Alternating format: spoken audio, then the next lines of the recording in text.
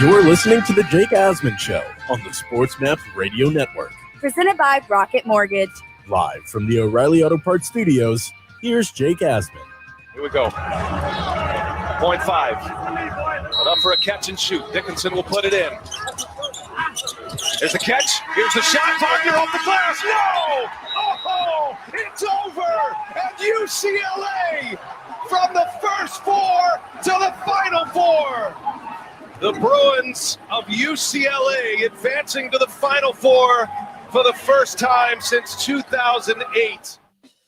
Oh, yes, they are. The call on TBS last night. Michigan had a great look. I'll say it again. They had an unbelievable look to win the game at the end there. They couldn't get it done. And UCLA, the little engine that could, that is the UCLA Bruins, an 11 seed, a team that had to win the play-in game, a game in which, oh, by the way, they were down 16 to Michigan State.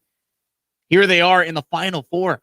It really is an amazing run. I mean, UCLA had lost their last 4 games before the season. They almost didn't make the tournament. They get in. They have to play 2 overtime games in this tournament, and here they are in the Final Four, and they get the honor and privilege of likely getting demolished by Gonzaga.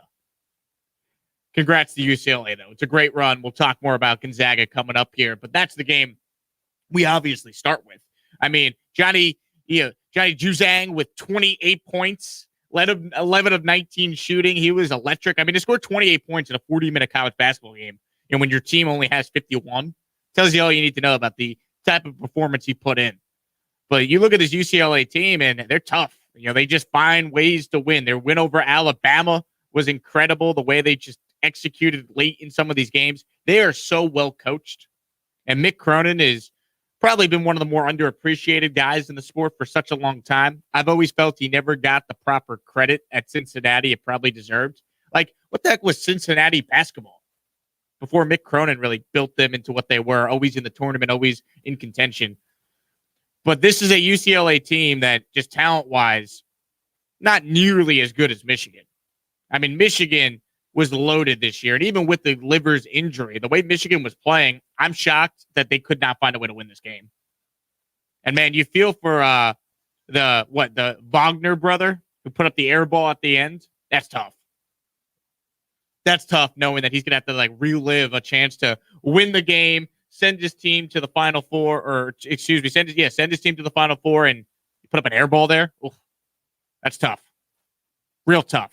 So Juwan Howard's team goes down, and it was a great run for Michigan, but not good enough. They squandered an opportunity to get to the Final Four. When your path between you and the Final Four is a 11 seed, got to get it done, and they couldn't.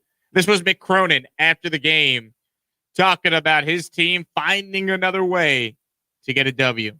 What you try to preach when you're building a program, and you guys have heard me say this, first of all, April 9th, 2019, I told you I spell fun, W-I-N. And our scoring's been elite. We're 11 or 12 offense, but tonight it was our defense. You got to find a way to win. It's, these guys are having the most fun they've ever had in their life back in that locker room because they won. I told them I was going to teach them how to win. Well, he taught him.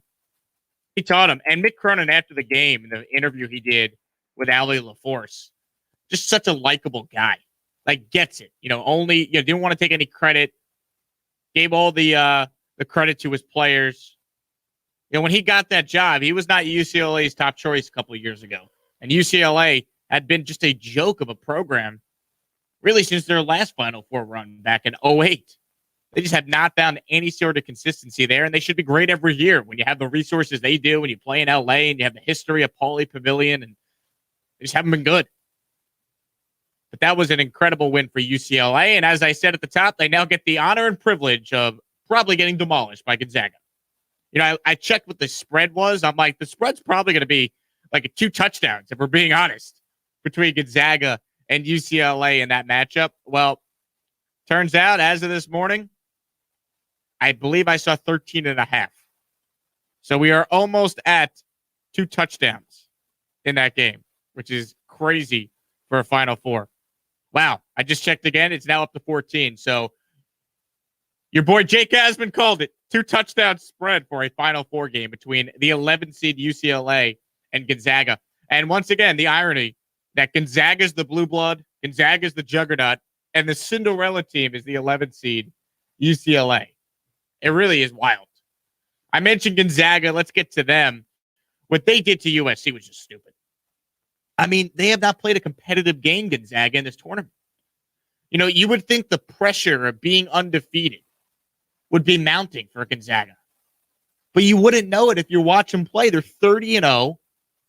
You know, they're up at the half in this game yesterday against USC, 49-30. So the game was over at the half. I basically turned it off. I was like, I'm good. I want to do something else. I'm not watching this. I mean, it's crazy what Gonzaga is doing. They have not been tested yet. And I don't think UCLA has a shot against them. If Gonzaga plays like, you know, they're capable of, they're going to blow UCLA out of the gym. I mean, 85-66, this game was over at halftime. 19-point win for Gonzaga in a Elite Eight game. It's crazy. They're just so good. They have so many players that could beat you. Drew Timme, Kispert, Suggs. I mean, they're loaded. They move the ball. They play good defense. They do everything right. This is one of the great teams in college basketball. I mean, they haven't been challenged. They haven't been tested. Usually you got to play at least one game in the tournament if you're one of these top seeds where, you know, you maybe get upset or you got to overcome a deficit at halftime. You know, you have some sort of test that you got to go through, right? University of Houston had to grind it out with Rutgers to get to the Final Four. Baylor has had to grind it out with Villanova to get to the Final Four. Obviously, UCLA has had to grind it out with every team they have played to get to the Final Four. And then there's Gonzaga, the number 1 overall seed, with the pressure on them to, you know, cap off the first perfect season in the sports in Bobby Knight and the 1976 Hoosiers. And here's Gonzaga, you know, just acting like, you know, business as usual, just casual. We're just going to do what we do. It is remarkable what we're doing, what we're seeing. I think we're destined to get Gonzaga and Baylor. I give Houston more of a chance to beat Baylor than I do UCLA, that's for sure. But I think we're destined to get a Gonzaga and Baylor men's final. Destined to see that matchup. And could Baylor win that game? I think they could. But right now, I'm not picking against Gonzaga. How could you? I picked the cut down the nets before the tournament, and what has changed since this tournament has gotten underway, right? If anything, if you have Gonzaga in your bracket, you probably feel more confident now than you did before the tournament started. And that's a testament to how good they've been. Gonzaga's been unbelievable. And they deserve all the credit for that. Because they are so well coached. They're now in the Final Four for the second time under Mark Few. And I think they are going to, quote, mollywomp UCLA. I don't think it's a game. I think just like all these other games have been for Gonzaga, it's over at the half. Just like it was against USC in that game last night. I mentioned Mark Few. This was Mark Few talking about the path to the Final Four and how it only gets harder from this point going forward. I'm just really proud. I mean, they're in a good place, and you know, we'll continue to build on that. And you know, these steps get harder and harder. The next one's going to be really hard, whether we have UCLA or Michigan. It'll be extremely hard. And you got Baylor, who looks amazing, and you got, I mean, Kelvin's team is so darn tough and so dialed in and so resilient, and you know, it's going to make for just an amazing Final Four. It should make for an amazing Final Four if Gonzaga maybe decides to, you know, oversleep, not practice, and just not show up for the first half. Because I don't see any scenario where UCLA doesn't just get destroyed by Gonzaga. But that's where we're at, right? Gonzaga, every bit as good as the record. And I'm sure, like most, you didn't watch Gonzaga during the college basketball regular season because they play in the Mountain West. They play out late. You know, you're not going to stay up and watch a random Gonzaga game in November or December or January. Now that we've seen them in this tournament, it's about as impressive of a 4-game stretch so far as you could imagine for a team that's now 30-0. So the Final Four set. Question I throw out to you is this. Are we destined for a Gonzaga versus Baylor men's Final Four? A men's championship game. The Zags and Baylor. You could weigh in. I'm on Twitter at Jake Asman, JakeAsman.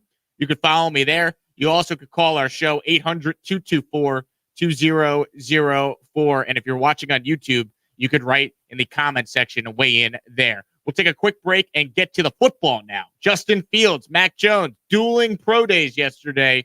We'll talk about what it all means for those guys' draft stocks and their NFL futures when we return. Stay tuned. Jake Asman with you. We're coming right back here on Sports Map Radio.